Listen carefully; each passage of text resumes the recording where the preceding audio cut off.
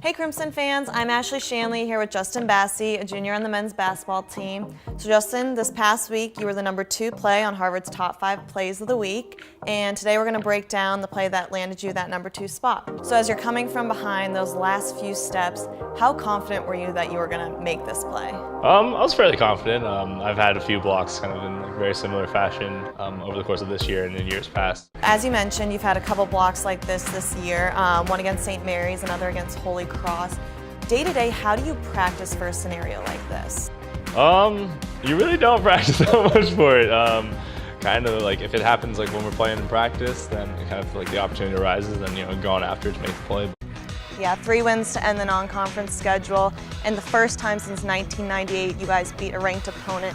What does that win do for the confidence of your team? Enormous, and because we still are battling back from some injuries. So you keep talking about momentum.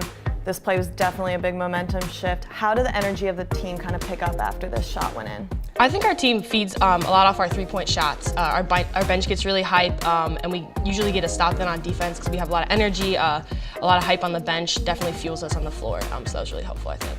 So Coach, 5-0 here at home. What does it mean to your team to be performing here at home in front of the Harvard fans and crowd?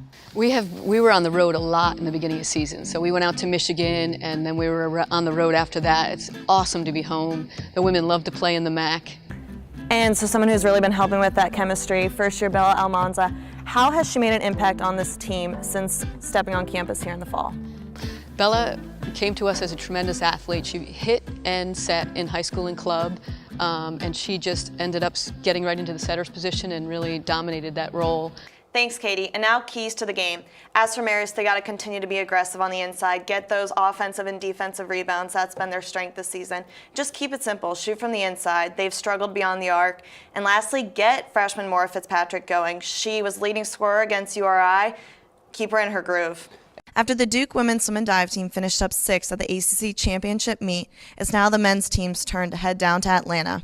After a historic win against UNC to end the regular season, the men are currently ranked 23rd headed into next week. I had the chance to catch up with a few members of the ACC team about their success this season. Be sure to keep up with the Duke men's swimming team as they head down to Georgia Tech for the ACC championship meet. All results may be found on GoDuke.com from February 27th to March 2nd. I'm Ashley, and thanks for watching. First time in program history, the Duke women's swim team beat UNC. What was that like? It was amazing, honestly. It might be one of my top memories in swimming. Sometimes the sport can be so individual, and that's not possible with a win like that. Like, we really had to come together. As the Duke men's and women's swimming and diving teams complete their 2017 season, the men finished 8th at the ACC championship, while the divers had outstanding performances at the NCAA zone qualifying meet.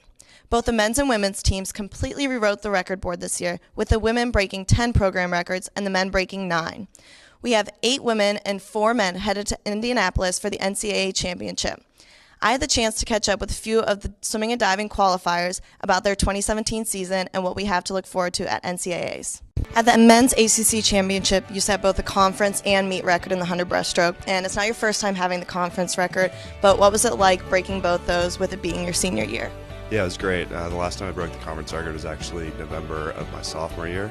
So it's been quite a while since I've got a best time at that event. So it was great to just kind of see my hard work from this entire year pay off. So the divers had an incredible performance at NCAA zones this past week. You had 2 men and 2 women qualify for the NCAA championship.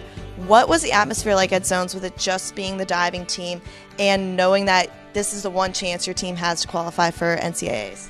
Yeah, zones is always really, really stressful because it's like that one spot, and our zone is super, super hard. It's like the hardest teams of the ACC and the hardest teams of the SEC coming together and competing for these like coveted spots. Be sure to check GoDuke.com for all the results pertaining to the NCAA championships. The women will be competing from March 15th through the 18th, and the men will compete the following week from March 22nd through the 25th. I'm Ashley, and thanks for keeping up with Duke Swim and Dive this season.